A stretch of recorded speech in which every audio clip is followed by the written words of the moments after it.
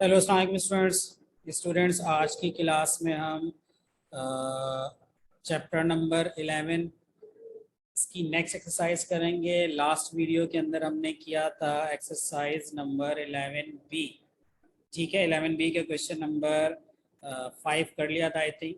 तो आज हम नया टॉपिक स्टार्ट कर रहे हैं, application of trigonometric ratios to find unknown angles in right angle triangles.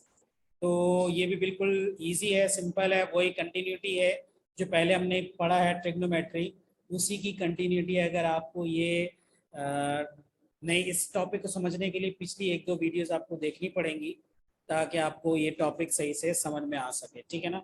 अगर पिछला आपने नहीं भी देखा तो थोड़ी सी मैं कोशिश करूंगा कि इसको रिकैप कर दूं ताकि आपको इजीली समझ में आ सके। ठीक है, तो ये एक्सरसाइज स्टार्ट करते हैं। देखें जी, सेम वही फॉर्मूले हैं। SOH CAH TOA sine is equal to opposite upon adjacent opposite upon hypotenuse का, जिस तरह ये था formula S sine is equal to opposite upon hypotenuse, C A H cos is equal to adjacent upon hypotenuse, और TOA था tan is equal to opposite upon adjacent. तो ये एक न्यूमोनिक है जो कि मैंने कहा था कि आप याद कर लें, सो का टुआ, जिससे आपको रिलेशंस बहुत इजीली याद हो जाएंगे। क्लियर। अब हम चल रहे हैं, यहाँ पे एक्सरसाइज 11C है। पहला वाला पार्ट सीधा सीधा आपका यूज है calculator to find each of the following angles given its trigonometric ratios. देखो ये सिंपल है, इसमें sine A is equal to 0.527 है। देखें यहाँ पर एंगल फाइंड करने के लिए क्या करते हैं आप, साइन ए जिस तरह यहाँ पर आपके पास है, sine A is equal to 0.527। अब यहाँ पे एंगल ए कैलकुलेट करने के लिए आप साइन को उधर शिफ्ट कर दोगे, तो जब साइन को आप दूसरी तरफ शिफ्ट करेंगे तो साइन वहां पे जाके बन जाता है साइन इनवर्स 0.527। तो साइन इनवर्स कैलकुलेटर पे आप कैलकुलेट करेंगे, कैसे कैलकुलेट करेंगे, शिफ्ट का बटन प्रेस करें, फिर साइन का बटन प्रेस करेंगे तो ये बन जाएगा साइन इनवर्स। उसके बाद फिर आगे लिख लें 0.527, तो ये वैल्यूज आपकी आ जाएगी कुछ एंगल जो भी इसका आएगा वो यहाँ लिख देंगे कि जी इतने डिग्री एंगल्स आपका आंसर आ गया। तो ये एक सिंपल सा मेथड है जिससे आपको कैलकुलेटर यूज करना आना चाहिए है। क्लियर। इसका स्क्रीनशॉट ले लो आप लोग। अच्छा, उसके बाद अब चलते हैं हम एक्सरसाइज के क्वेश्चंस पे, जो करने वाले क्वेश्चंस हैं। इसके अंदर पहले तो क्वेश्चन नंबर 2 है। 2 का ए पार्ट है, बी पार्ट, सी डी, काफी लेंदी क्वेश्चन है, सारे पार्ट्स एक जैसे ही हैं। मैं रैंडमली कोई सा भी क्वेश्चन चूज करता हूँ, आपको करके मैं दिखा देता हूँ। सब क्वेश्चन एक जैसे हैं।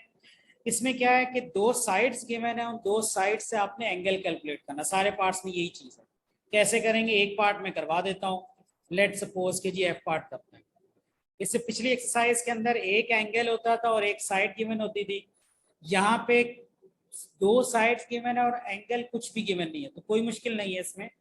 देखें, जिस एंगल की ये बात कर रहे हैं, जो हमसे पूछ रहे हैं एंगल एफ एस पार्ट के अंदर, according to this angle F दो साइड्स गिवन है, आप इनको पहले चेक कर लो। According to this angle F ये इसके बिल्कुल सामने वाली साइड है, ऑपोजिट। ये आपको समझाने के लिए मैं यहाँ लिख रहा हूँ ऑपोजिट, आपको एग्जाम में लिखने की जरूरत नहीं है। 90 डिग्री के ऑपोजिट है ये साइड, इसको हमने नाम दे दिया हाइपोटेन्यूज, और ये पीछे साइड रह जाती है, that is the adjacent. Clear. अब आप इसको कैसे लिखेंगे जी, देखें एंगल एफ फाइंड करने के लिए according to this angle F जो दो साइड्स गिवन है उनका रिलेशन चेक करो। जो गिवन साइड्स हैं उनका रिलेशन देखो, अननोन को नहीं। हाइपोटेन्यूज अननोन है, उसकी बात नहीं कर रहा, जो दो साइड्स गिवन है उसकी बात मैं कर रहा हूँ। तो according to these two sides according to this angle F ये ऑपोजिट है और ये एडजेसेंट है। अब आपने पढ़ा है कि ऑपोजिट और एडजेसेंट में क्या रिलेशन होता है। ऑपोजिट और एडजेसेंट में क्या रिलेशन होता है, सो का टुआ, देखें जिधर, अगर याद नहीं है, ऑपोजिट ओवर एडजेसेंट, ये वाला टुआ, tan is equal to opposite upon adjacent. Sorry sorry, कहाँ से आ गई, देखें ऑपोजिट ओवर एडजेसेंट, तो यहाँ पे मैं ये लिखूंगा ऑपोजिट अपॉन एडजेसेंट, तो इधर हमने लिख लिया जी tan f is equal to opposite, that is 12.5 upon adjacent, that is 14। ठीक है।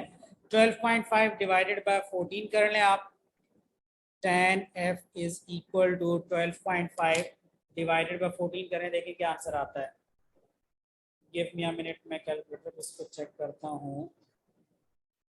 12.5 divided by 14 this is equal to 0.89, ठीक है, 0.89 आ गया। आपको tan f कैलकुलेट नहीं करना, सिर्फ f कैलकुलेट करना है। tan को उधर शिफ्ट कर दें तो ये बन जाएगा tan इनवर्स 0.89, ठीक है जी। ये अब आप कैलकुलेट कर लो कैलकुलेटर पर जी।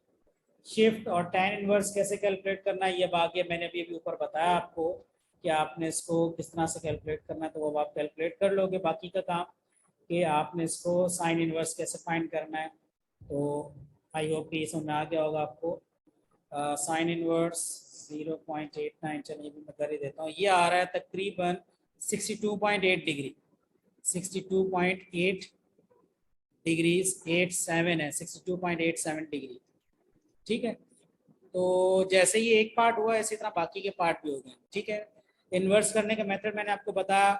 tan इन्वर्स कैसे होगा, साइंटिफिक कैलकुलेटर पे प्रेस करें शिफ्ट का बटन और फिर tan का बटन प्रेस करें तो स्क्रीन पे tan इन्वर्स लिखा हुआ आ जाएगा, फिर आगे लिख दें 0.89 तो ये आंसर आपके पास आ जाएगा, ठीक है। सेम यही मेथड है सारे पार्ट्स में, कोई डिफिकल्टी नहीं है, सेम इसी तरह से ही। कहीं पे साइन का रिलेशन होगा, कहीं कॉस का होगा, कहीं tan का होगा, ठीक है। तो वो अब आपने देखना है कौन सा रिलेशन है। ये न्यूमोनिक याद करना बहुत इंपॉर्टेंट है, ठीक है जी। स्क्रीनशॉट ले लें इसका भी आप लोग। क्वेश्चन नंबर 2 ये पूरा इसी तरह से है। उसके बाद हम चलते हैं क्वेश्चन नंबर 3 पे। देखें जी, क्वेश्चन नंबर 3 है हमारे पास के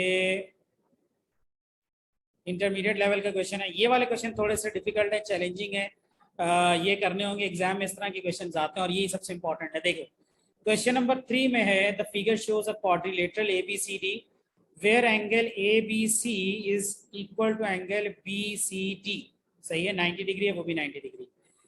अच्छा AB 4 है, ABA और DC 7 है, ठीक है, DA और DC ये दोनों 7 है, सारी चीजें गिवन भी है। पहले फाइंड करना एंगल ADC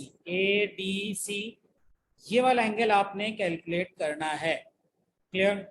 ये एंगल ADC कैसे कैलकुलेट करेंगे आप, बहुत सिंपल है। देखो क्वेश्चन के अंदर, इन क्वेश्चंस के अंदर ये कोई सा भी क्वेश्चन हो आप अपनी तरफ से कंस्ट्रक्शन कर सकते हैं। मीन अपनी तरफ से कोई लाइन ऐड कर सकते हैं, कहीं कोई लाइन हटा सकते हैं, इग्नोर कर सकते हैं, ये आपकी चॉइस होती है। मैं इसको अगर यहाँ पे चाहूँ तो इस तरह से कर सकता हूँ। अगर मैं बिल्कुल एक लाइन ड्रॉ करूँ BC के पैरेलल, तो मैं कहूँगा कि BC के पैरेलल ये पॉइंट D है, इसका नाम रख देता हूँ मैं E। तो BC के पैरेलल मैंने एक लाइन ड्रॉ की, उसका नाम मैंने रख दिया लाइन AE, सही है। यहाँ पे 90 डिग्री है, यहाँ पर भी एक एंगल बना हुआ है 90 डिग्री, क्लियर हो गया। अच्छा देखो ये पूरी साइड है 7, अब जरा गौर से देखो AED, ये मैंने इस तरह क्यों किया, ये मैंने इसलिए किया कि मेरे पास AED एक राइट एंगल ट्राइंगल बन जाएगी। अच्छा ये राइट एंगल ट्राइंगल मैंने इसलिए बनाई कि अगर मैं ट्राइंगल नहीं बनाऊं तो ABCD ये एक क्वाड्रिलेटरल है, ठीक है ना। तो क्वाड्रिलेटरल हमें सॉल्व करना नहीं आता अभी इस स्टेज पर, तो हम क्वाड्रिलेटरल को सॉल्व नहीं कर सकते अभी। तो इसके लिए मुझे जरूरत पड़ी कि मैं तो राइट एंगल ट्राइंगल सॉल्व कर सकता हूँ। तो क्या मैं यहाँ पे राइट एंगल ट्राइंगल बना सकता हूँ, बिल्कुल बना सकता हूँ। मैंने डॉटेड लाइन बनाई बिल्कुल इसके पैरेलल, तो BC के बिल्कुल पैरेलल AE मेरे पास आ गया। अब ये मेरे पास एक राइट एंगल ट्राइंगल बन गई। अच्छा अब इस ट्राइंगल को आप देखो, इसमें सिर्फ एक ही साइड गिवन है 7, ए भी आपके पास गिवन है 4, CE कितना होगा, ये भी आपके पास होगा 4, क्योंकि कोऑर्डिनेटर बन गई ABCE कोऑर्डिनेटर, अपोजिट साइड्स इसमें इक्वल होगी। तो अगर AB 4 है तो CE भी 4 हो जाएगा। C से लेके D तक टोटल लेंथ है 7, 4 आप यहाँ से अगर हटा दो तो ये पीछे कितना आ जाएगा 3 सेंटीमीटर, तो ED हो जाएगा 3। नॉट ट्राइंगल AED, इसके अंदर दो साइड्स आपके पास आ गई हैं, एक तो ऑलरेडी गिवन था 7, दूसरा आपने कैलकुलेट खुद से किया कि जी E से लेके D तक बन गया 3। अब दो साइड्स हैं, बीच में एंगल आपने कैलकुलेट करना है, पिछला पूरा क्वेश्चन इसी के ऊपर बेस करता था कि वो कैसे कैलकुलेट करना है, वो अब आप यहाँ पे कैलकुलेट कर लें। According to this angle D, ये एडजेसेंट साइड है और 90 डिग्री के ऑपोजिट ये 7 है इसकी हाइपोटेन्यूज। तो रिलेशन लगेगा यहाँ पर, एडजेसेंट और हाइपोटेन्यूज का रिलेशन होता है कॉस। ठीक है, तो अब आप यहाँ पे लिख दो cos D is equal to adjacent which is 3 and hypotenuse which is 7. According to angle D, D is adjacent side और AD is the hypotenuse, तो adjacent हो गया 3 और hypotenuse हो गया यहाँ पर 7। ये 7 थोड़ा टिगड़ा हो गया, तो अब इसको आगे आप कैलकुलेट कर लो। 3/7 कितना हो जाता है? 3 divided by 7 is 0.428 डी हो जाएगा cos इनवर्स 0.428। इसका मैं अगर इसका इनवर्स लेता हूँ ये होगा cos इनवर्स 0.428 64.6। ठीक है ना, थोड़ा सा आपका आंसर राउंड ऑफ करके थोड़ा आगे पीछे हो जाए डेसिमल में तो माइनस और डिफरेंस अगर डेसिमल में आ रहा हो तो एक्सेप्टेबल है। तो 64.66 इसको हम डिग्रीज लिखेंगे, ये आ गया आपके पास एंगल डी। ठीक है जी, अब एंगल डी आ गया। अब आपने कैलकुलेट करना है साइड ए ई। फर्स्ट पार्ट में उसने कहा था ए डी सी यानी कि एंगल डी। ठीक है ना, तो ये आ गया एंगल डी आपके पास आ गया 64.66। क्लियर? इसको कॉपी कर लें आप, स्क्रीनशॉट ले लें इसका। ठीक है, ओके जी, आगे चलें। अब मैं इसको हटा रहा हूँ। लेंथ ऑफ बीसी फाइंड करनी है। लेंथ ऑफ बीसी के लिए क्या करेंगे अब आप? लेंथ ऑफ बीसी के लिए मैं ये वर्किंग सारी रब कर देता हूँ।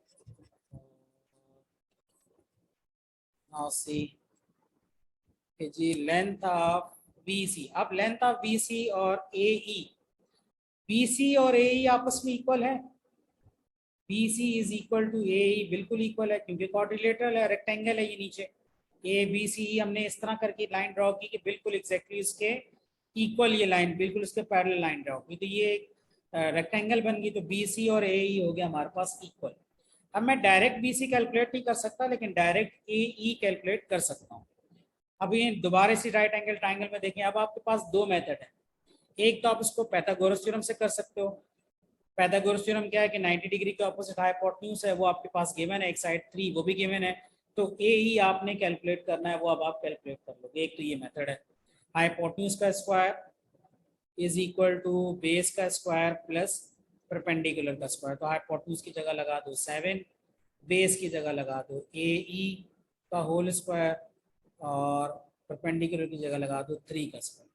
7 का स्क्वायर 49, 3 को उधर भेज दो, 3 का स्क्वायर हो जाता है 9, इधर आके माइनस हो जाएगा AE का होल स्क्वायर, तो 49 माइनस 9 बन जाता है 40।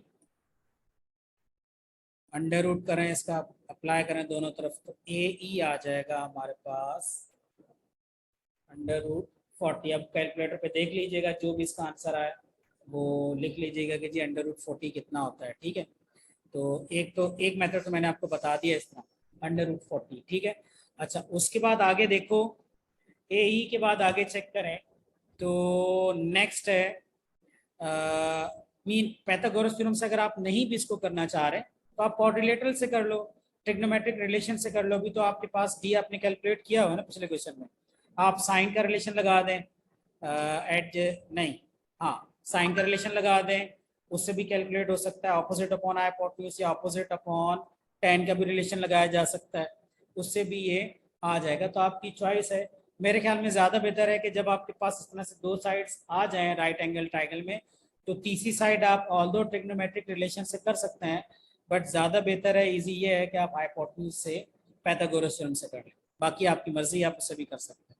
ठीक है, तो ये यहाँ पे क्वेश्चन नंबर 3 हमने कर लिया, कॉपी कर लें इसको। नेक्स्ट क्लास में इंशाल्लाह हम नेक्स्ट वाला क्वेश्चन भी सॉल्व करेंगे। ये है क्वेश्चन नंबर 4।